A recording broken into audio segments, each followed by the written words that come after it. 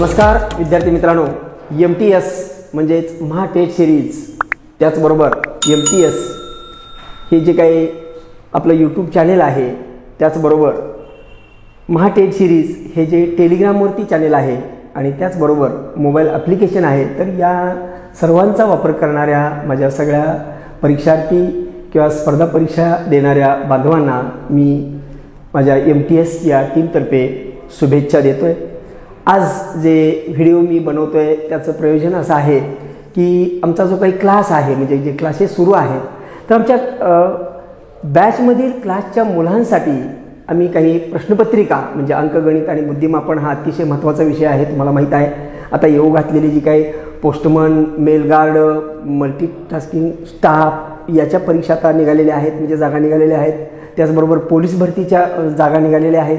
तर आणखी पुढे ज्या येणाऱ्या परीक्षा आहेत, या सर्व परीक्षांसाठी अतिशय महत्त्वाचा असणारा हा जो विषय आहे अंकगणित आणि बुद्धिमापन, तर या विषयाची एक 50 गुणांची प्रश्नपत्रिका आम्ही अपलोड केली होती। ती बहुतांश मुलांनी सोडवली आणि मग त्या आमच्या क्लासच्या मुलांसाठी त्या प्रश्नपत्रिकेचं विश्लेषण आजच्या व्हिडिओद्वारे आपण करणार आहोत। पण ज्या काही माझ्या विद्यार्थी बांधवांच्याकडं हे प्रश्नपत्रिका नाही आहे, ती PDF नाही आहे, त्यांनी हे जे काही आपलं महाटेट सिरीजचं जे टेलिग्राम चॅनल आहे, तर त्याच्यावरती तुम्हाला ती PDF मिळेल आणि तिथं तुम्ही ते प्रश्न पाहू शकता। आणि मी आज फक्त तुम्हाला याचं त्या 50 प्रश्नांचं विश्लेषण आपण पाहणार आहोत। आता हे जे प्रश्न काढलेले आहेत किंवा जे मी हे प्रश्न डिझाईन केलेले आहेत, मी स्वतः प्राध्यापक SP तुपे सर ह्या MTS टीममध्ये शिकवण्याचं कार्य करतो। त्याचबरोबर गेले 25 वर्षाचा माझा या क्षेत्रातला अनुभव आहे। या विषयाचं मी अभ्यास करतो, हा विषय मी शिकवतो मुलांना। आणि त्याचबरोबर मुलांना अभ्यासामध्ये ज्या काही इतर अडचणी येतात किंवा काही मानसिक डिस्टर्बन्स आहेत, म्हणजे मेंटली काही डिस्टर्बन्स येतात किंवा समाजाकडून काही आपल्याला पुरेसा प्रतिसाद न मिळाल्यामुळे आपण थोडं डिप्रेस होतो, तर या काही ज्या बाबी आहेत तर त्याच्यावरती सुद्धा मी मार्गदर्शन करत असतो। आणि त्या संबंधित माझे 2005-06 या दरम्यान बरेचसे प्रोग्राम झाले महाराष्ट्रभर शाळा कॉलेजवरती। तर हे जे प्रश्न तयार केलेले आहेत, तर या प्रश्नांचं सोल्युशन तुम्हाला समजल्यानंतर, म्हणजे हे प्रश्न असेही सोडवता येतात आणि हे तुमच्या लक्षात आल्यानंतर तुम्हाला याचा जास्तीत जास्त फायदा होणार आहे येणाऱ्या प्रत्येक परीक्षेसाठी। आणि त्यासाठी आज आपण याचं विश्लेषण मी तुमच्यासमोर ठेवतो आहे।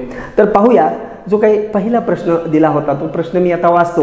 म्हणजे सगळ्यांच्याकडं PDF आहे, तो प्रश्नपत्रिका आहे असं मी गृहीत धरले। ज्यांच्याकडं नाही आहे त्यांनी ते वही आणि पेन घेऊन बसा आणि तुम्ही तो प्रश्न लिहून घ्या। तो प्रश्न तुम्ही सोडवता येतो का पहा व्हिडिओ बंद करून, आणि त्यानंतर मग व्हिडिओ चालू करा आणि मग सरांनी कसं सोडवलं आहे हे तुमच्या लक्षात येईल किंवा तुम्ही काय चुकत होता हेही तुम्हाला कळेल। म्हणजे नुसतं फक्त ह्याचं तुम्ही सोल्युशन किंवा विश्लेषण बघायचं नाही आहे, ते समजून घेण्याचा प्रयत्न करायचा नाही, त्याच्यामध्ये तुमचंही लॉजिक ॲड करायचं आहे। म्हणजे तुम्ही कसं लॉजिक लावलं असतं किंवा लावलं होतं आणि मग त्या पद्धतीने तुम्ही तो प्रश्न सोडवण्याचा प्रयत्न केला आणि मग सरांनी कसं लॉजिक वापरलं, मग नेमकं कसं लॉजिक असतं किंवा कशा पद्धतीनं आपण आपल्या बुद्धीचा योग्य तो वापर करायचा हे तुमच्या लक्षात येईल। आणि हाच उद्देश ठेवून म्हणजे येणाऱ्या परीक्षेमध्ये जे काही प्रश्न असतील या विषयाशी संबंधित, कारण आता जी काही परीक्षा आत्ता जी निघाली, म्हणजे आता ज्या मोस्टली 1371 जागा निघालेल्या आहेत पोस्टमनच्या, म्हणजे postman, mail guard, multitasking staff या पदाच्या, तर त्यासाठी तरी 70 प्रश्न ह्या अंकगणित आणि बुद्धिमापन या विषयाचे आहेत। तर त्या मुलांसाठी तरी ह्याचा खूपच फायदा होणार आहे। पोलीस भरतीला तर आहेच आहे, कारण तिथेही 50 प्रश्न आहेत।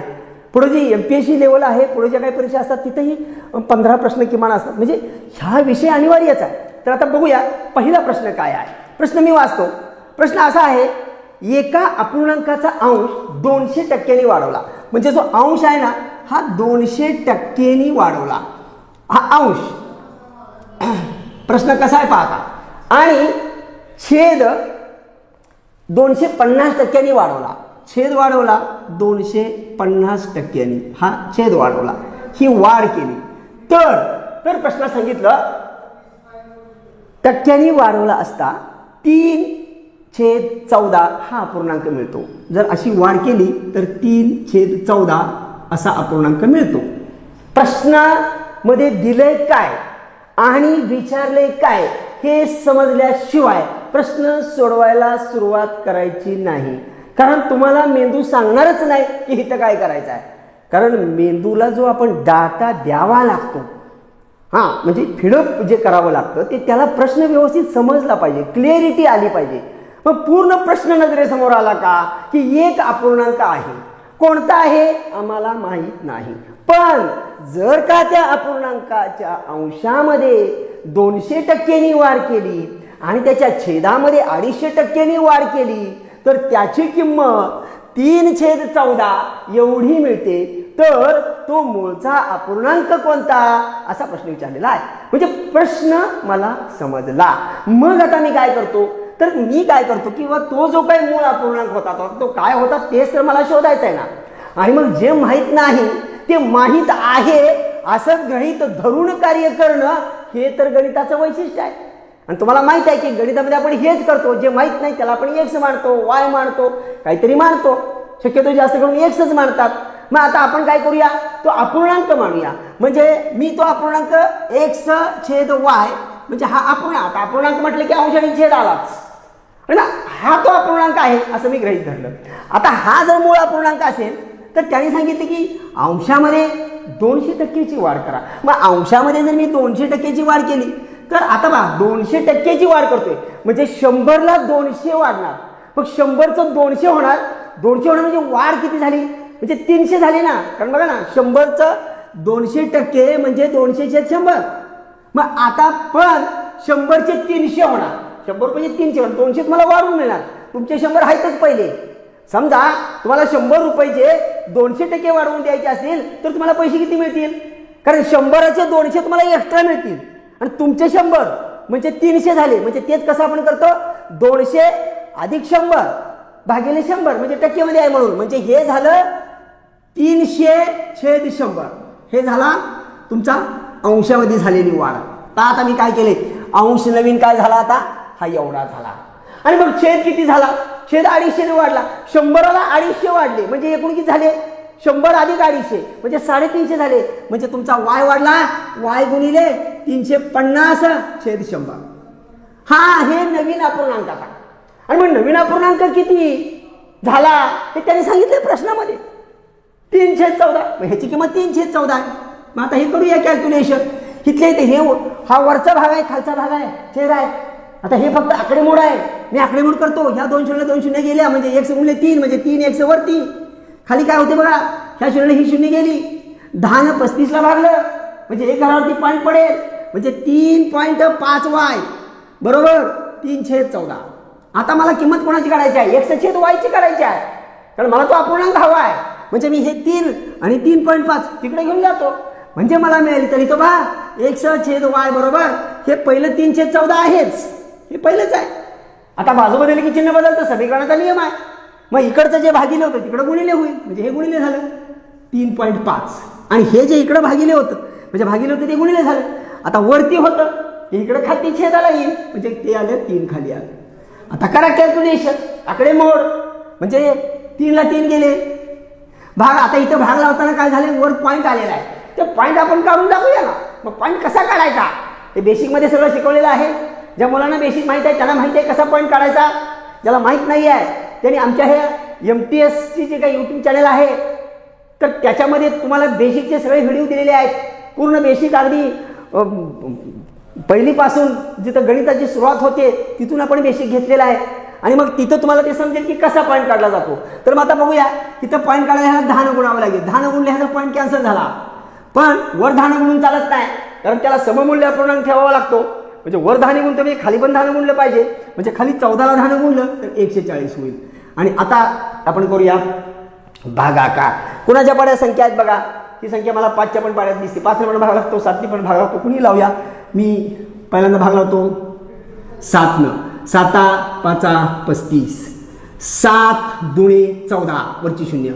परत 5/20 आहे, 5 1 5, 5 चौक 20 म्हणजे माझा मूळ अपूर्णांक जो असणार आहे तो आहे 1/4. त्याचं पर्याय जो दिलेला आहे तो पर्याय नंबर 1 आहे.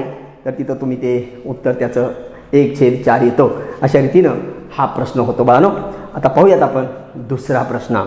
आता जो प्रश्न नंबर 2 होता तो थोडं आकडेमोड आहे, तिथं आपल्याला गुणाकार करायचा आहे. तर तो पण प्रश्न आपण बघूया, तो प्रश्न कसा सोडवायचा आहे. तिथं आपल्याला कॅल्क्युलेशन करावं लागेल. तर पाहूयात. प्रश्न मी वाचतो, बोर्डवरती लिहितो. तर प्रश्न असा आहे, 12.5 गुणिले 20.4 अधिक 5.5 गुणिले 0.8 भागिले प्रश्नचिन्ह आणि बरोबर 8 असा प्रश्न आहे. तर आता हा प्रश्न तुम्हाला मी डिटेलमध्ये सोडवून दाखवतो. कॅल्क्युलेशनचा भाग आहे. मी प्रश्न लिहितो अगोदर. तर पहा प्रश्न काय आहे.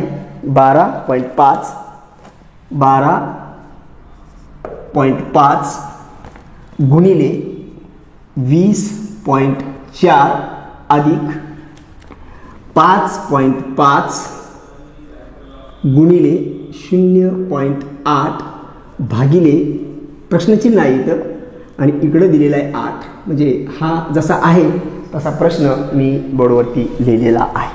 आता हा प्रश्न आपल्याला सोडवायचा आहे. इथं काय करायचं काही सांगितलेलं नाही आहे, पण आपल्याला हे कॉमन सेन्सनं समजतं की बाबा इथं प्रश्नचिन्ह आहे म्हणजे ह्या प्रश्नचिन्हाच्या ठिकाणी काय असावं असा आम्हाला प्रश्न विचारलेला आहे. मग आता मला काय करावं लागेल, हे जर मी प्रश्नचिन्ह त्या बाजूला घेऊन इथं भागिले आहे, मग हे 8 म्हणजे 8/1 आहे. मग आता हे तिकडे गेलं तर वरती जाईल आणि 8 येईल ते भागिले होईल. म्हणजे याला 8 आपल्याला भागायचं आहे. पण आता 8 भागत असताना आपल्याला पहिल्यांदा वरच्या जे काही आकडेमोड आहे ती आपल्याला करावी लागेल. आणि आपल्याला माहिती आहे की जर अशी आकडेमोड असेल तर पहिला मान हा भाग करायचा असतो, भागार्यात नाही आहे.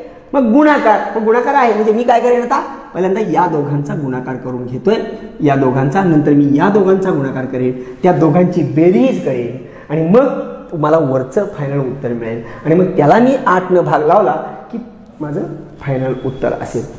तर आता हा काही गुणाकाराला काही ट्रिप्स आहेत, काही क्लुप्त्या आहेत, परंतु त्या क्लुप्त्या ठराविक ठिकाणी लागू पडतात. पण काही वेळेला काही तो प्रश्न जर तसा असेल, आकडेमोडच जर तशी असेल तर मात्र आपल्याला तिथं गुणाकार करावाच लागतो. मग आता इथं आपण गुणाकार सरळ करणे, जिथं कॉम्प्लेक्शन आहे तिथं जास्तीत जास्त वेळ वाचवण्याचा नाही प्रयत्न करायचा, उत्तर बरोबर काढण्याचा प्रयत्न करायचा. आणि ज्या ठिकाणी वेळ वाचवता येतो त्या ठिकाणी आपल्याला वाचवायचाच असतो. तर मी आता गुणाकार करतोय, इथं बाजूला करतोय. पहा मी पहिला करतोय 12.5 गुणिले, किंवा मी हे वरती घेतो 20.4 गुणिले 12.5 हा गुणाकार आहे. आता बघा हा गुणाकार मी तिकडे करतोय, कच्चं करून मी इथं लिहितोय. लक्षात घ्या, मी पूर्ण तुम्हाला एक्झाम्पल करून दाखवते. म्हणजे ज्या पद्धतीनं तुम्ही माझ्या समोर आहात आणि मी आणि तुम्ही अगदी समोरासमोर आहोत आणि मी तुम्हाला बोर्डवरती शिकवतोय. जरी तुम्ही ऑनलाईन शिकत असला, जरी तुम्ही मोबाईलवरती प्रश्न पाहत असला, तर ते तुम्हाला वाटतंय तसं की सर माझ्यापासून दूर आहेत. पण तो लक्षात घ्या, मला तसं नाही वाटत. मला तुम्ही माझ्या समोरच दिसताय. भले मी तुम्हाला चेहऱ्याने ओळखत नाही आहे, परंतु तुमचा आणि माझा जो ऋणानुबंध तयार झाला. मी एक शिक्षक आहे, मी तुम्हाला शिकवतोय आणि मला तुम्हाला घडवायचं आहे. मी जिद्द बांधली आहे की ज्या विद्यार्थ्याला मी शिकवतोय, जो माझा विद्यार्थी आहे त्यानं जिंकलं पाहिजे, तो स्पर्धेमध्ये पुढं पाहिजे. आणि त्यामुळं मी तुम्हाला अगदी ज्या पद्धतीनं समोर शिकवतात त्या पद्धतीनं उदाहरण सोडवून देतो. बानो हे लक्षात घ्या. म्हणजे तुम्हाला वाटेल की सरांनी एकच उदाहरण सोडायला सर एवढा वेळ लावतात किंवा काय. म्हणजे मला तुम्हाला तयार करायचं आहे, समजून द्यायचं आहे, समजलं पाहिजे. प्रत्येक गोष्ट आपल्याला समजली पाहिजे. ती गोष्ट जर समजली नसेल तर त्याची मग कॉपी करून किंवा झेरॉक्स काढून यशस्वी होता येत नाही बानो. कारण परीक्षेमध्ये जेव्हा तुम्ही जाणार आहात तेव्हा तुमच्यासमोर वेगळाच प्रश्न असणार आहे. तुम्ही किती जरी प्रश्न सोडवले असलेत, हजारो प्रश्न तुमच्या हाताखालून गेले असले तरी सोडवलेलाच प्रश्न येईल ह्याची सुतराम शक्यता नाही. प्रश्न हा वेगळाच असेल हे ठामपणे डोक्यात ठेवा. आणि यासाठी आपली अशी तयारी करायची की अरे कसलाही प्रश्न येऊ दे, मी त्याला तयारच आहे, मी सोडवायला तयारच आहे. तुम्ही कुठल्याही शस्त्रानं वार करा, मी तयार आहे. आणि तेवढी डिफेन्स पॉवर आपण निर्माण करायची आणि त्यासाठी मी वेळ घालवत असतो आणि मग व्यवस्थित समजावून देण्याचा प्रयत्न करत असतो. तर ठीक आहे, आपण गुणाकार करूया. मी गुणाकार करतो. गुणाकाराच्या आपल्या नियमाप्रमाणे ज्या पद्धतीनं आपण हायस्कूल लेवलला असताना किंवा अगदी लहानपणी म्हणजे जेव्हा आपण शाळेत गेलो 4थी 5वीला, तर त्यावेळेला जसे पण ते आपण गुणाकार शिकत आलेलो आहोत पारंपरिक पद्धतीनं, तर त्या पद्धतीनं हा गुणाकार करायचा आहे. त्या पद्धतीनं करूया. काही ठिकाणी टेक्निक्स आहेत तेही तुम्हाला पुढं बघायला मिळतील. तशी संख्या आली तर तशा पद्धतीने वेगळ्या पद्धतीने गुणाकार करता येतो. तर आता आपण करूया. 5 चौक 20 0, हाच्याला आले 2, त्यानंतर 5 0 0 2 2 आणि 5 2 10. आता ह्या 5 न गुणल्याबद्दल आपण इथे 1 0 देतो. काही जणांना ती फुली द्यायची सवय आहे, काही जणांना मोकळी जागा सोडायची, ती काही त्याच्या सवयीप्रमाणे आहे, ते मी 0 दिली. आता 2 निघून ते 4 2 8, परत 2 0 0 आणि 2 2 4, त्यानंतर ह्या दोघांनी गुणल्याबद्दल आपण 2 शून्य देतो आणि आता आपण 1 गुणतो. 1 4 4, 1 0 0 आणि 1 2 2. ही बेरीज करतो आपण. बेरीज करतोय मी. 0 शे 0, 8 आणि 2 10 शे 0, हा 4 आणि 1, 4 आणि 1 5, त्यानंतर 4 आणि 1 5 आणि 2. आता पॉईंटचा विचार करायचा. ज्यावेळेला आपण गुणाकार करतो त्यावेळेला दशांश चिन्हाचा विचार करायचा नाही, पण ज्यावेळेला गुणाकार होईल तेव्हा फक्त तुम्ही त्या दशांश चिन्ह मोजा आणि तेवढ्या घरावरती दशांश चिन्ह द्या. दशांश चिन्ह आहे 1 आणि 2 घरावर, 1 आणि 2 घरावर, पॉईंट येईल इथं. म्हणजे तुमचं याचं जे गुणाकार होता तो होता 2.255.00 म्हणजे पॉईंटच्या पुढे 0 0 आहे, त्यामुळे काही घ्यायची गरज नाही. त्यानंतर इथं बेरजे चिन्ह आहे तसं दिलं. आता या दोघांचा गुणाकार आपल्याला करायचा आहे. आता इथं जो गुणाकार मी करेन तो तोंडी करतो बाबा, कारण का आता 8चा पाढा आपल्याला येतो ना, त्यामुळे तोंडी आपण गुणाकार करू शकतो. पहिल्यांदा गुणाकार करून घेऊ, नंतर पॉईंटचा विचार करू. मी आता तोंडी करतो. 8 45 असे 0, हा 4 आले 4 आणि पुन्हा 8 45, 40 आणि 4 44, म्हणजे हे 44, हे 44. आणि आता ह्याच्यावरती जो पॉईंट होता तो किती घरावर आहे? 1 आणि 2, 2 घरावर पॉईंट, 2 घरावर पॉईंट दिला म्हणजे 4.40 हे आलं तुमचं वरचं, म्हणजे ह्यांचा गुणाकार. आणि त्याला भागिले, आता मी काय करतो ते 8 इकडे घेतोय आणि ते प्रश्नचिन्ह इकडं, म्हणजे मला ह्या प्रश्नचिन्ह, आता हे जे उत्तर येईल हे माझं उत्तर आहे. आता करून घेऊया आपण. आता काय करायचं, ही बेरीज करायची आहे. 255 मध्ये 4.40 तुम्हाला मिळवायचं आहे, मिळवा. 255 मध्ये 4 मिळवलं तर 259 होईल आणि ते 0.40 तसंच राहील. म्हणजे मी तोंडी बेरीज केली, म्हणजे हे बेरीज तुम्हाला कळते. म्हणजे अगदीच तुम्हाला पण असं वाटू नये की सर आम्हाला अगदीच पहिली दुसरीच्या वर्गात घेऊन गेले, अगदीच आम्हाला बेरीज पण सांगायला लागले, असंही होऊ नये. पण तरी पण समजलं पाहिजे, हेही महत्त्वाचं आहे. आपल्याला आलं पाहिजे, हेही तितकंच महत्त्वाचं आहे बाळो. मग आता ह्याला भागिले 8 आहे. आता हे जे भागाकार करून जे काय उत्तर मिळेल ते आपलं उत्तर असेल. आता काय करू शकतो आपण, जर ते पॉईंट असल्यामुळे जर तुम्हाला भागाकार करायला अडचण येत असेल, लक्षात घ्या जो आपला वीक पॉईंट आहे, आणि काही मुलांना जमतं पॉईंटचा भागाकार करायला, पण काही मुलांना जमत नाही आहे. पण ज्याला जमत नाही ना, जे आपल्याला खरंच जमत नाही ना, ते जमवण्याचा प्रयत्नच करायचा नाही, हे लक्षात ठेवा. त्याला दुसरा मार्ग शोधायचा. प्रश्न तर आपल्याला सोडवायचाच आहे, प्रश्नच नाही, प्रश्न सोडवायचाच आहे. पण सगळे जातात त्या मार्गाने सोडतात म्हणून मी त्याच मार्गाने जाणार असं नाही. तुम्हाला जे जमतं, जे आपल्याला शक्य आहे, जे आपल्याला सवय आहे, त्याच पद्धतीने ते करायचं. आता इथं मी काय करतो, हा पॉईंट मला कॅन्सल करायचा आहे. मग पॉईंट जर कॅन्सल करायचा असेल तर काय होणार आहे, तर तिथं होणार आहे आपल्याला 2 घरावर पॉईंट आहे, 100 न गुणावं लागेल. मग खाली पण 100 न गुणायचं. मग वर 100 न गुणलं पॉईंट कॅन्सल झाला, म्हणजे 2 5 9 4 0 आणि खाली काय करावं लागेल आपल्याला, 8ला 2 शून्याने म्हणजे 100 ने गुणावं लागेल, म्हणजे 800 होणार. हे झालं बघा 800, ह्याला 100 ने गुणलं म्हणजे पॉईंट कॅन्सल केला मी.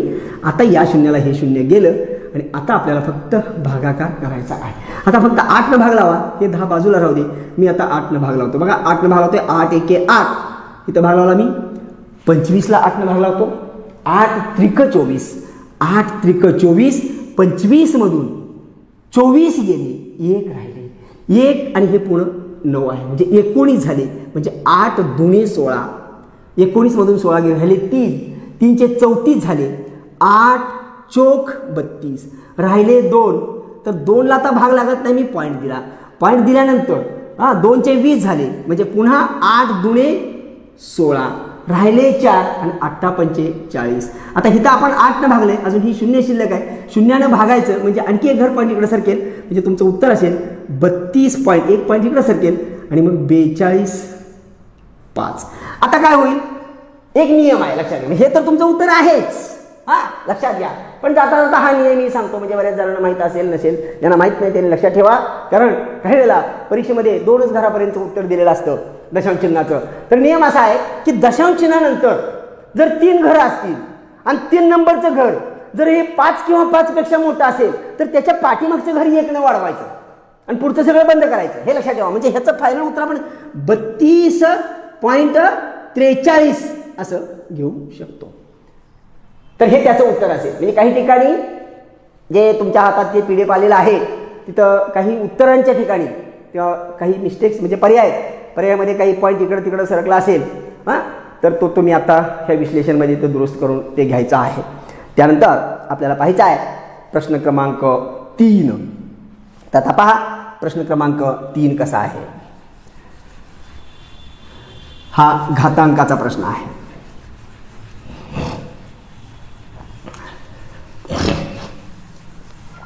पहा प्रश्न लिहितो बोर्डवरती. 1/2 आणि त्याचा वजा 1/2 घात. आता आपल्याला हा वजा घात दिलेला आहे. एक नियम आहे घातांकामध्ये. काय तर जर एखाद्या संख्येचा घात हा जर वजा असेल, समजा ए हा पाया आहे आणि त्याचा घात वजा आहे, वजा यम आहे, मग आपण तो वजा घात पहिल्यांदा धन करून घ्यावा लागतो. आणि त्यासाठी मग तो असा घेतात की मग 1/a/m हा नियम आहे घातांकाचा. आणि या नियमावर हे उदाहरण आहे बघा. आणि त्यामुळं हा घात मी धन केला तर तो असा होईल 1/1/2चा 1/2 घात. आता 1/2 घात म्हणजे करणीच्या नियमानं ते वर्गमूळ असतं. म्हणजे जर समजा वर्गमुळात असं असेल तर हेच आपण एचा 1/2 असं लिहितो. मग हे मी तसं लिहिलं म्हणजे 1/a वर्गमुळात 1/2. आता 1 चं वर्गमूळ निघतं, 2 चं वर्गमूळ निघत नाही. म्हणजे तुम्हाला मिळेल 1 म्हणजे 1/1 आणि त्याला भागिले आहे ह्या 1 चं वर्गमूळ काढलं 1, 2 चं निघत नाही म्हणजे वर्गमुळात 2. भागिलेला भागिले असलं की उलटून गुणिले होतं. आणि म्हणजे 1/1 उलटून गुणिले 2 वरती जाईल वर्गमुळात 2 आणि खाली येईल 1. 1 ला काही विशेष महत्व नाही आहे गुणाकारा भागाकारामध्ये. आणि त्यामुळं ह्याचं फायनल उत्तर आहे वर्गमुळात 2. हे त्याचं उत्तर आहे. त्याचा पर्याय हा पर्याय नंबर 4 आहे. लक्षात. त्यानंतर जाऊया चौथ्या प्रश्नाकडे. असा प्रश्न हमखास परीक्षेमध्ये असतो बाळांनो. तर पाहूया हा प्रश्न फास्टमध्ये कसा करायचा. म्हणजे त्याचं लॉजिक समजून घ्या. सूत्र महत्वाचं नाही आहे.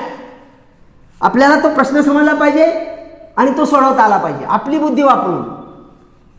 आणि खरा योद्धा त्याला म्हणतात की जो हातात आपले जे शस्त्र आहे ते शस्त्र घेऊन तो लढतो. म्हणजे मला भरलेली बंदूक द्या, मग माझ्या समोर शत्रू येऊ द्या, मग मी गोळ्या घालतो, मग मी जिंकतो, याला योद्धा म्हणत नाहीत. लक्षात घ्या. समोरचा जरी तुमच्या अंगावरती तलवार घेऊन आला असेल आणि तुमच्याकडे तलवारही नसेल, फक्त लाठी जरी असेल, तरी सुद्धा तुम्हाला जिंकता आले पाहिजे, त्याला म्हणायचं खरा योद्धा.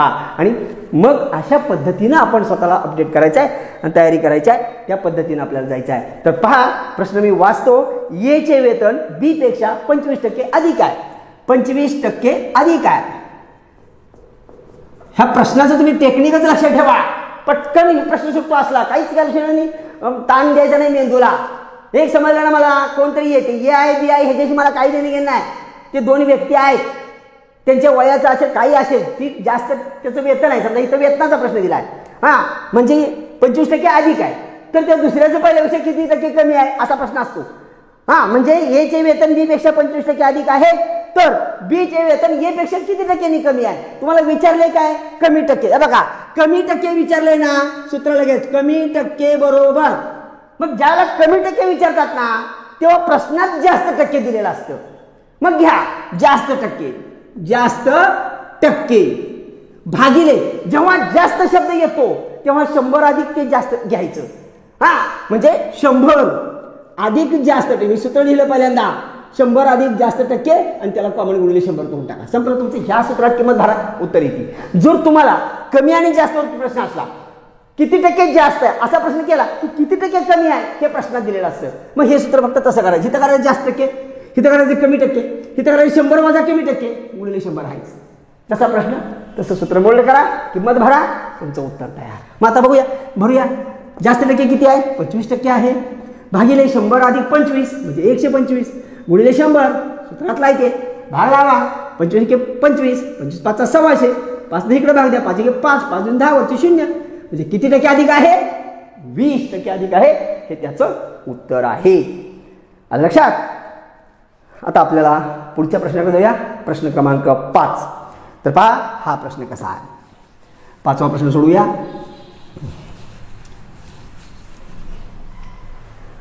जर एका वस्तूची खरेदी किंमत ही विक्री किमतीच्या 80% बरोबर आहे, खरेदी किंमत आणि विक्री किंमत 80% बरोबर आहे असं दिलेलं आहे, तर प्रश्न काय विचारलाय?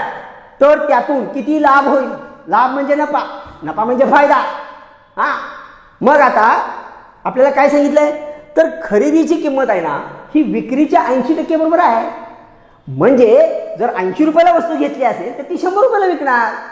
मग आता कॉमन सेन्सनं उदाहरण करू. ह्या जे काही मी प्रश्नपत्रिका तयार केलेली आहे हे 50 प्रश्न, माझा हा उद्देश आहे की तो प्रत्येक विद्यार्थ्यानं त्याचा कॉमन सेन्स वापरून ते सोडवायचे आहे. त्याचं सूत्र शोधायचं नाही. तुम्ही प्रश्न पाहिल्यानंतर त्याचं सूत्र कुठं आहे, मग शेकडेवारीचं प्रकरण उघडा, ते हे पुस्तकात पाहूया, हे सूत्र आहे का बघूया. ह्या सूत्रात काहीही करायचं नाही. आपला मेंदू हे सर्वस्व आहे, लक्षात घ्या. आणि त्यामुळं त्याचा पुरेपूर वापर करायचा. लॉजिक साधा आहे. कारण का, अहो खरेदीची किंमत ही विक्रीच्या 80% आहे. म्हणजे जर तुम्ही वस्तू 80 रुपयाला खरेदी केली असेल तर तुम्ही ती 100 रुपयाला विकणार आहे. मग सांगा 80 रुपयाची खरेदी, मग आता तुम्ही विकल्यानंतर विकणार 100ला, म्हणजे तुम्हाला किती मिळाले. तर तुमच्या खिशातले 80 रुपये तुम्ही दिले होते, पण ज्यावेळेला तुम्ही विकले तेव्हा त्याच्याकडून घेतले ते 100 घेतले, म्हणजे तुम्हाला नफा किती मिळाला आहे, 20 रुपये मिळाला ना. म्हणजे 20 रुपये लाभ म्हणा नाही तर नफा म्हणा, दोन्हीचा अर्थ एकच आहे. कॉमन सेन्सनं लिहिलं मी. मग त्याने काय विचारले, अहो शेकडा लाभ किती झाला. शेकडा लाभ म्हणजे काय, 100ला किती झाला. मग 100 रुपयाची जर खरेदी असती तर मला किती लाभ झाला असता माहित नाही. मग मी पहिलेच बोललो, जे माहित नाही ते गणितात माहित आहे असं गणित धरायचं नाही का. म्हणजे एक्स आहे, मी एक्स धरा, नंतर वाय धरा, नंतर तुमच्या नावाचं पहिलं अक्षर धरा किंवा तुमच्या आवडत्या व्यक्तीच्या नावाचं पहिलं अक्षर धरा, ते काही धरा, तो तुमचा प्रश्न आहे. तर मी इथं एक्स पकडतो. मी गणिताचा शिक्षक आहे त्यामुळे मी एक्स वरती प्रेम करतो. हां, मग आता करूया तिरकस गुणाकार. मग करूया एक्स गुणिले 80, म्हणजे एक्स गुणिले 80 बरोबर 100 गुणिले 20. आता हे 80 तिकडे जाईल, भागिले होईल. म्हणजे एक्स बरोबर 100 गुणिले 20 भागिले 80. लावा भाग लावतो. 0 0 गेली, 2 के 2 2 चौक 8, 4 इकडे भाग लावा, 4 1 4 4 2 8 राहिले 2, 20 झाले, 4 पंचे 20. म्हणजे नफा किती झाला, 25% नफा या व्यवहारामध्ये होणार आहे. याचं उत्तर आहे 25%. लक्षात. पुढचं उदाहरण पाहूयात. प्रश्न वाचतो मी. 2 संख्यांचा लसावी 2079 व मसावी 27 आहे. यानुसार जर त्यातील एक संख्या 189 असेल तर दुसरी संख्या किती आहे, असा प्रश्न विचारलेला आहे. आपल्याला हे सूत्र माहिती आहे की 2 संख्येचा गुणाकार बरोबर लसावी गुणिले मसावी. आणि या सूत्राचं हे उदाहरण आहे बाळू. आता पटकन करूया आपण. तर पहा आता हे उदाहरण कसं आहे. आपल्याकडे सूत्र आहे 2 संख्येचा गुणाकार, म्हणजे ज्या दोघांचा समस्या असतो त्या 2 संख्येचा गुणाकार बरोबर लसावी गुणिले मसावी. गुणाकारामध्ये क्रमाला महत्त्व नाही आहे. तुम्ही मसावी गुणिले लसावी म्हटला काय आणि लसावी गुणिले मसावी म्हटलं काय चालेल. तर आता बघूया. आता दिलेल्या किमती फक्त सबस्टिट्यूट करूया. तर 2 संख्या आहेत, त्यातली एक संख्या त्यांनी दिलेलीच आहे 189, म्हणजे ती भरतो. एक संख्या कुठली आहे ती मला माहित नाही, ती x आहे समजा, आणि दुसरी दिलेली आहे ती 189. लसावी पण दिलेला आहे, मसावी पण दिलेला आहे. बघूया किमती. मग लसावी किती दिला आहे 2079 गुणिले मसावी किती दिला आहे 27. बस आता मला एकची किंमत काढायची आहे. म्हणजे फक्त हे जे 189 आहे ते तिकडं जाईल, भागिले होईल. आणि मग तुम्हाला मिळेल एक्स बरोबर 2079 गुणिले 27 भागिले हे 189. आता इथं भागाकार आला म्हटलं की कसोटी आल्या. मग कशानं भाग लागेल हे आपल्याला पटकन क्लिक व्हायला पाहिजे. त्यासाठी त्या कसोट्या माहीत असायला पाहिजे. म्हणजे जे काही गणिताचं बेसिक आहे हे बेसिक तुम्हाला शिकावंच लागेल. म्हणजे ज्या विद्यार्थ्यांना ते बेसिक माहीत नाही आहे किंवा तो वीक आहे त्याच्यामध्ये, तर त्यानं ते बेसिक शिकून घ्यायचं. आपल्या या चॅनलवर अंकगणिताची बाराखडी असं म्हणून 3 पार्टमध्ये त्याचं बेसिकचे व्हिडिओ केलेले आहेत. ते तुम्ही फार तर पाहून घ्या. म्हणजे ते अपलोड झालेले आहेत. ते तुम्हाला या MTS हा चॅनल तुम्ही ओपन केलं तर तुम्हाला याच्यावरती ते दिसतील. ते तुम्ही पाहून घ्या. म्हणजे ज्यांना तो बेसिक त्याचं वीक आहे अशा विद्यार्थ्यासाठी मी म्हणतोय, सगळ्यांसाठी नव्हे. कारण प्रत्येक व्यक्ती वेगळी आहे. म्हणजे ज्याचा जो वीक पॉईंट असेल त्यानं तो व्यवस्थित त्या ठिकाणी कव्हर करायचा आहे. तर आता भाकार लावूया आपण. इथं मी वर पाहतो बघा, हे 27 आणि 189 इथं जे आहे 8 आणि 1 9 9 9 18, म्हणजे ह्याला 3 भाग लागतो. 3ची कसोटी मी तोंडी वापरली, मग 3 भाग लावतो. 3 सक 18, 3 त्रिक 9, इथं 3 लावला, 3 9 27. परत मी 9 भाग लावतो, 9 1 9 9 7 63. परत मी 7 इथं भाग लावतो, 7 1 7, इथं 20 आहे, म्हणजे 7 दुणे 14, 20 मधून 14 गेले, राहिले 6, 67 झाले, 7 9 63, 67 मधून 63 गेले, 4 राहिले, 49 झाले, 7 7 49, म्हणजे तुमची दुसरी संख्या आहे 297. हे तुमचं उत्तर आहे. त्यानंतर जाऊया पुढच्या प्रश्नाकडे. पहा आता पुढचा प्रश्न काय आहे, तर पुढचा प्रश्न आहे क्रम पूर्ण करा. बुद्धिमापनचा प्रश्न आहे हा. अंकमालिका हा जो टॉपिक आहे तर त्याच्यामधला प्रश्न आहे. प्रश्न मी लिहितो बोर्डवरती आणि मग बघूयात की तो कसा सोडवायचा, किंवा हे शिकून घ्या. केवळ हा प्रश्न पाहू नका बाळांनो, तर हा प्रश्न किंवा असे प्रश्न सोडवायचे कसे हे पण महत्त्वाचं आहे. त्यासाठी तर मी एवढा उठाठेव केलेला आहे. तर मी प्रश्न लिहितो 92 89 थोडं लांब लांब लिहिते म्हणजे मला मधला संबंध लिहायचा आहे. 83 74 62 टिंबटिंब आहे म्हणजे तिथं आपल्याला भरायचं आहे. प्रश्नचिन्ह असेल, टिंबटिंब असेल, तिथं मी चौकट करतो म्हणजे मला इथं जे काही उत्तर अपेक्षित आहे येणार आहे ते मला शोधायचं आहे. बघूया आता कसं करायचं. आता बघूया 92 आणि 89 मध्ये काय नातं आहे. तर 92 तर 89 मध्ये जर मी 3 मिळवलं तर 92 येतं. म्हणजे 92 मधून जर मी 3 वजा केलं, वजा 3 केलं तर बघा 92 वजा 3 89. आता 89 आणि 83, तर बघा 89 मधून 83 येण्यासाठी काय वजा करायला पाहिजे. हां, तर तुम्ही करा ना. 9 मधून 3 वजा केले 6 आले, 9 मधून आणि 8 गेले 0, म्हणजे इथं 6 वजा केले, म्हणजे 89 मधून 6 वजा केलं की 83 येतं. आता 83 मधून 74 येण्यासाठी काय केले पहा. 83 मधून मी 74 वजा करतो. मग आता वजा करताना मी आता तोंडी करतो बरं का. 3 मधून 4 जात नाही, मग 13तून 4 गेले, 13तून 4 गेल्यावर किती येते बघा 9 आणि 4 13 म्हणजे 9, आणि तो हातच्या घेतलेला 7 आणि 8 गेले म्हणजे इथं 9 वजा केले. आता मला लिंक समजायला आली की अरे पहिल्यांदा 3 वजा केलं, नंतर 6 वजा केलं, नंतर 9 वजा केलं. मग आता पुढे काय वजा करतील हे मला कळते ना. आणखी 3 वाढणार आहे हो, तरी पण करूया आपण, वजाबाकी करून काढू म्हणजे हे कळलं. पण तरी पुढे जाऊया म्हणजे आपली खात्री परफेक्ट उत्तर निघायला पाहिजे, हे महत्वाचं आहे. हां, मग आता बघू. आता 74 मधून आपल्याला काय वजा करायचं आहे, 62 वजा करायचं. मग 4 मधून 2 गेले 2 आणि 7 मधून 6 गेले 1, इथं 12 वजा. ते मला आधीच कळलं होतं, कारण 3 कमी करत वाढवत चालले तो. म्हणजे आता इथं पुढे जे कमी करणार ना बाळांनो ते आपल्याला लक्षात आलं. काय लक्षात आलं, अहो पहिल्यांदा 3 कमी केलं, परत 6 केलं, परत 9 केलं, म्हणजे 3च्या पटीत कमी करत गेले ना. म्हणजे आता 12च्या पुढे 15 कमी करणार ना, म्हणजे इथं 15 वजा होणार. म्हणजे आता फक्त तुम्ही काय करायचं आहे 62 मधून 15 वजा करायचं आहे. करतो.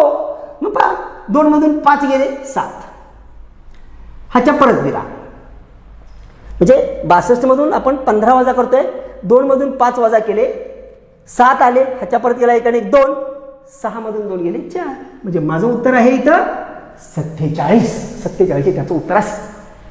चला जाऊया पुढच्या प्रश्नाकडे.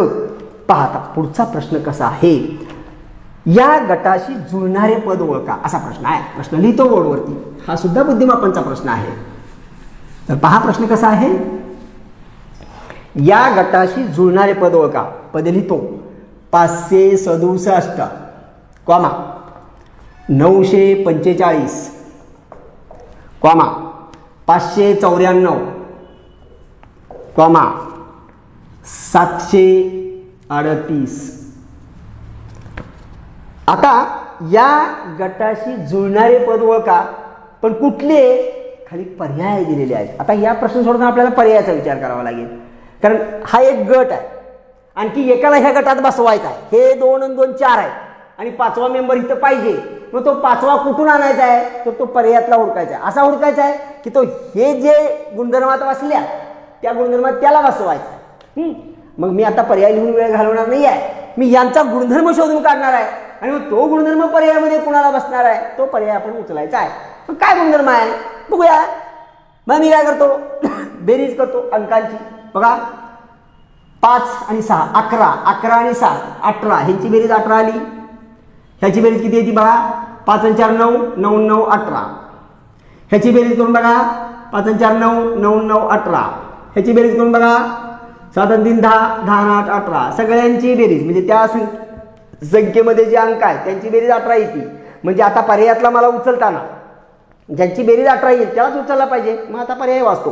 पहिला पर्याय होता 667. 667 ची बेरीज 18 येते का? 6 6 12, 12 आणि 7 19. अहो बेरीज 19 येते, कॅन्सल. दुसरा दिलाय 548. मग आता ह्याची बेरीज केली 5 आणि 4 9, 9 आणि 8 17. नको आहे, मला 18 पाहिजे. हा पण काढायला बसत नाही. तिसरा पर्याय 6 9 3 म्हणजे 693. बेरीज केली 6 आणि 3 9, 9 9 18. जमलं. म्हणजे माझं उत्तर आहे 693. इथं जे असेल ते 693 हा पर्याय असेल. लक्षात घ्या. म्हणजे हा आहे पर्याय नंबर 3. तुम्हाला जी PDF मिळाले त्याच्यामध्ये पर्याय नंबर 3 आहे. आणि त्यानंतर आता जाऊया आपण पुढच्या प्रश्नाकडं. तर पहा पुढचा प्रश्न कसा आहे. पुढचा प्रश्न लिहितोय मी बोर्डवरती. प्रश्न असा आहे x अधिक y अधिक z बरोबर 13. जर x अधिक y अधिक z बरोबर 13 आणि प्रश्नच लिहितोय पूर्ण. आणि x वर्ग अधिक y वर्ग अधिक z वर्ग बरोबर 69. तर किंमत कोणाची काढायची इथे लिहून ठेवतो. तर किंमत काढायची आहे xy अधिक कंसात z कंसात x अधिक y ची किंमत किती म्हणजेच बरोबर प्रश्नचिन्ह. पहा हा प्रश्न कसा सोडवायचा आहे. हे एक सूत्र आहे बाळांनो आणि ह्या सूत्रावरती हा प्रश्न आहे. इथं जास्त आपल्याला वेळ लावायचा नाही आहे. जी काही नित्य समीकरणाची सूत्र आहेत जी आपण अंकगणितामध्ये शिकत असतो, सरळ रूप द्या सोपे रूप द्या, याच्यामध्ये जी नित्य समीकरणं आहेत a अधिक b कंसाचा वर्ग, म्हणजे आता सगळी सूत्र मी आता तुम्हाला इथं सांगत बसून वेळ घालवणार नाही. मला पर्टिक्युलर तुम्हाला हे उदाहरण सोडून द्यायचं आहे. परंतु त्या जी नित्य समीकरणाची जी सूत्र आहेत त्या सूत्राचा वापर करून हा प्रश्न आपल्याला सोडवायचा आहे. मग आता त्याचं जे सूत्र आहे ते काय आहे पहा. मी ते सूत्र लिहितोय. ते सूत्र आहे x अधिक y अधिक z कंसाचा वर्ग बरोबर. इथं कदाचित a अधिक b अधिक c म्हणू शकतो आपण. ते सूत्रच आहे कॉमनली. आणि त्याचं सूत्र असं आहे मग x वर्ग अधिक y वर्ग अधिक z वर्ग अधिक 2. म्हणजे कसं आहे पहा. 2 कंसात xy अधिक xz अधिक yz असं सूत्र आहे. हे लक्षात घ्या. आता या सूत्रावरचं हे प्रश्न आहे. मग आता इथं आपल्याला ही किंमत विचारल्या. मग आता काय करायचं आपल्याला, तर हे आपण थोडं मॉडिफाईड करू शकतो. तर हेच मी कसं करते बघा. इथून इथं खालचं बघा. मग मी डायरेक्ट सूत्रात किंमत म्हणून डायरेक्ट उत्तर काढणार आहे. मग आता बघा हे सगळं इकडे तसंच आहे. हे फक्त मी बदललं. हे 2 तसंच ठेवलं. ह्या दोघातनं कारण इथं मला xy अधिक दिले म्हणजे xy मी जर ह्यातनं कॉमन काढलं तर मी हे 2 इथं xy कॉमन काढलं बघा. येता xy कॉमन काढलं xy. मग कंसात काय राहिलं, सॉरी मी कॉमन काय काढलं इथं ह्या दोघांमध्ये x आहे आणि इथं y आहे. मग आता याच्यातून आपल्याला प्रश्नात काय दिले xy अधिक y z कंसात. मग हे xy तसे ठेवतोय हे आणि इथं मी कॉमन काढतोय अधिक इथं कॉमन काढतोय. ह्या दोघातनं बघा ह्या दोघातनं मी कॉमन काढतोय काय काढतोय z कॉमन काढतोय. हे z कॉमन काढलं इथं राहिलं x अधिक y. म्हणजे मला हा पाठ मिळाला. ह्या सूत्रावरून ते काढला मी. आता किमती भरूया कारण प्रश्नामध्ये किमती दिलेल्या आहे. ह्याची किंमत दिलेली आहे तुम्हाला. x अधिक y अधिक z ची किंमत 13. 13चा वर्ग आहे म्हणजे 13चा वर्ग 169 आहे. पण मी परत लिहितो. आता ह्याची पण किंमत दिलेली आहे 69 भरली अधिक 2. आता हे 2 तसंच आणि हे आहे सगळं आता पुढं ते लिहितो फार तर मी. म्हणजे हे आहे xy अधिक z कंसात x अधिक y झालं. आता फक्त हे 69 पण इकडे द्या.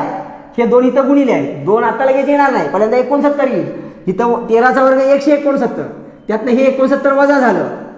म्हणजे खाली 100 आलं. इथं लागली लिहितो मी 100. आता हे 2 इकडं आलं भागिले झालं म्हणजे 100 भागिले 2 म्हणजे 50 येईल. आणि 50 ही किंमत कोणाची असेल तुम्हाला विचारलेल्या प्रश्नाची.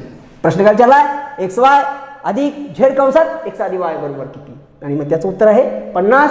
तो आहे पर्याय नंबर 1. तर विद्यार्थ्यांना हे सूत्र माहीत नाहीत त्यांनी ती सूत्र माहीत करून घ्यायची आहेत. जी काय आपली आमच्या जे काही ऑनलाईन बॅचेस सुरू आहेत, पोलीस भरतीची काय सुरू आहे, तर त्या बॅचमध्ये ही जी सूत्र आहेत ही कशी लक्षात ठेवायची त्याचे टेक्निक्स पण सांगितलेले आहेत.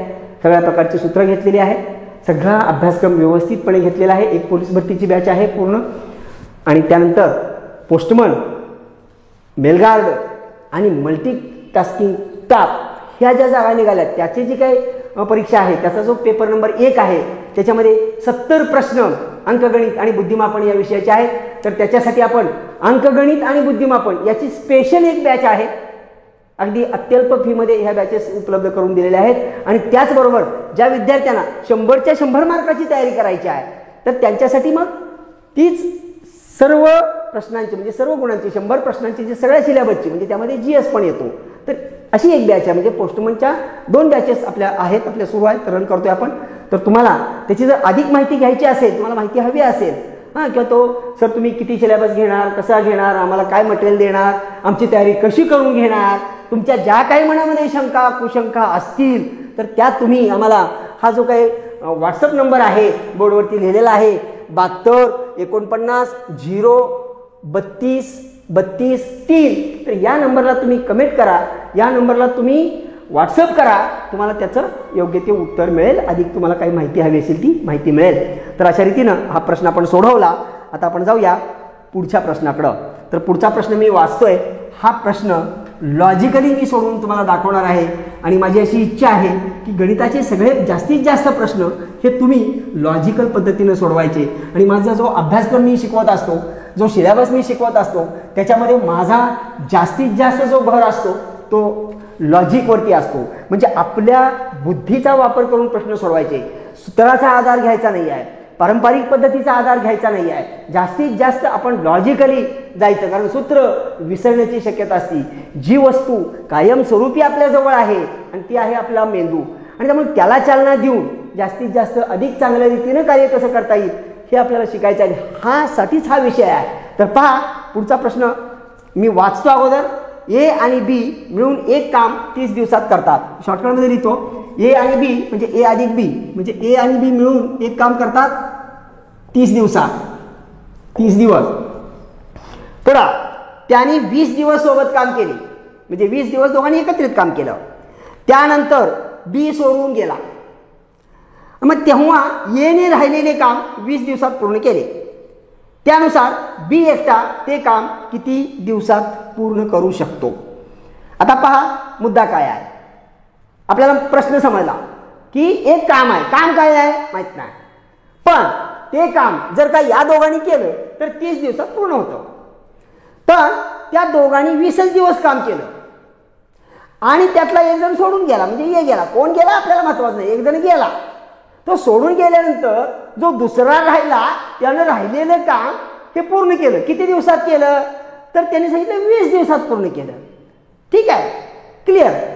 मग प्रश्न विचारला, जर तो गेला होता त्याला एकट्यालाच जर ते काम करायला लावलं असतं तर त्यानं किती दिवस लावले असते, असा प्रश्न आहे कॉमनली. आता मी काय करतो, एक काम गृहीत धरतो.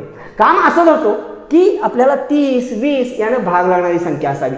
तुम्ही कुठलीही संख्या भाग लागणारी घेऊ शकता, त्या पटीतली तुम्हाला आवडीची संख्या तुम्ही घेऊ शकता. मी इथं घेतो की 600. आता 600 काय तर 600 हे तुम्ही काय धरा. 600 आम्हाला झाडं लावायची आहेत समजा, किंवा 600 आम्हाला पत्र लिहायचे आहेत, 600 पोळ्या खायच्या आहेत, काही 600 खड्डे काढायचे आहेत वृक्षारोपणासाठी. आता आपण असं धरूया 600 खड्डे काढायचं काम आहे. आता मी खड्डे काढायचा उल्लेख करत नाही, फक्त 600 खड्डे काढायचे आहेत वृक्षारोपण करायला बरं का. नाही तर खड्डे काढायचा अर्थ वेगळा घ्याल. म्हणजे वृक्षारोपण आता करणं महत्वाचं आहे आपल्याला. माहिती त्याच्यावरती काय फारसं बोलायचं नाही, आपल्याला वेळ घालवायचा नाही, गणिताचा तास आहे. पण 600 खड्डे काढायचं काम आहे. आणि जेव्हा A आणि B जेव्हा एकत्रित करतात तेव्हा त्यांना 30 दिवस लागतात असं म्हणाले. मग एका दिवसात हे किती करणार, 1 डे म्हणजे 1 दिवस. एका दिवसात ही दोघं किती करणार तर 600 भागिले 30 म्हणजेच ह्या शून्याला ही शून्य गेली, 3 दुणे 6 म्हणजे खड्डे किती काढणार एका दिवसाला 20 खड्डे काढणार ही दोघं. बरोबर. मग आता एका दिवसात A आणि B मिळून 20 खड्डे काढतात. मग 20 दिवस काम केलं दोघांनी.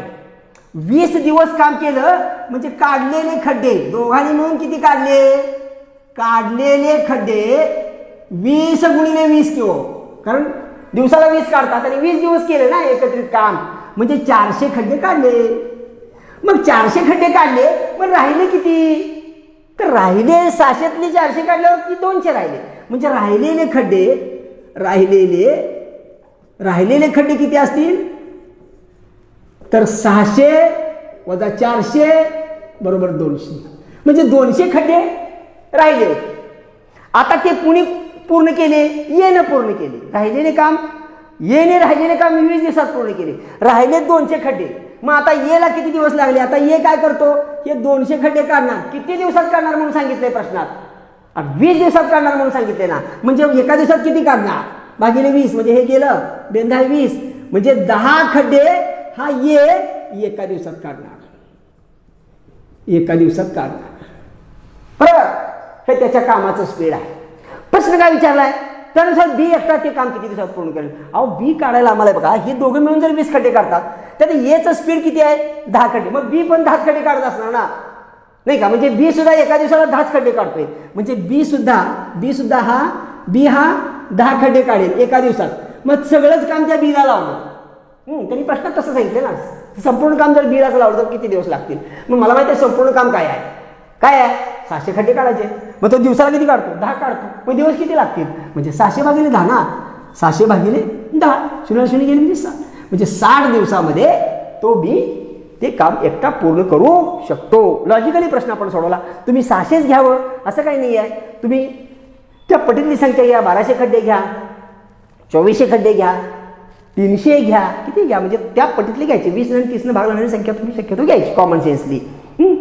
म्हणजे मी तुम्हाला समजण्यासाठी ह्याला दुसरी पद्धत आहे. आता जे काही सूत्राच्या पद्धती आहेत, म्हणजे असे काही जे प्रश्न आहेत, जे काही स्पर्धा परीक्षेची पुस्तकं आहेत किंवा ज्या काही नोट्स आहेत मार्केटमध्ये अवेलेबल, तर वेगवेगळ्या लेखकांनी आपापल्या पद्धतीनं त्याचं सोल्युशन दिलेलं आहे. आणि काही ठिकाणी सूत्र आहे. तर काही मुलांच्या डोक्यात त्याची सूत्र बसलेली आहेत. म्हणजे काळ, काम, वेग हा जो काही प्रकरण आहे किंवा हे जे घटक आहेत, तर इथं सूत्रांचा बाजार खूप मोठा आहे. पण कुठला सूत्र कुठल्या प्रश्नाला कसं वापरायचं हे जे गोलमाल होतो, त्यापेक्षा जास्तीत जास्त आपण आपल्या लॉजिकवरती भर द्यायचा असतो. आणि मी बहुतांश हा सगळा टॉपिक किंवा जिथं असे प्रश्न येतात तिथं आपण लॉजिकलीच ते प्रश्न सोडवण्याचा प्रयत्न करायचा, इमॅजिन करून. आता तुम्हाला हे समजावून देण्यासाठी माझा एवढा वेळ गेला. पण हे जर का तुम्हाला टेक्निक समजलं तर तुम्ही त्या मनातल्या मनातच त्या गोष्टी करू शकता आणि उत्तर काढू शकता. फक्त तुम्ही इमॅजिन करायचं आहे. इमॅजिनेशन पॉवर तुमची फक्त वाढवायची आहे. तर अशा पद्धतीनं हा प्रश्न होता.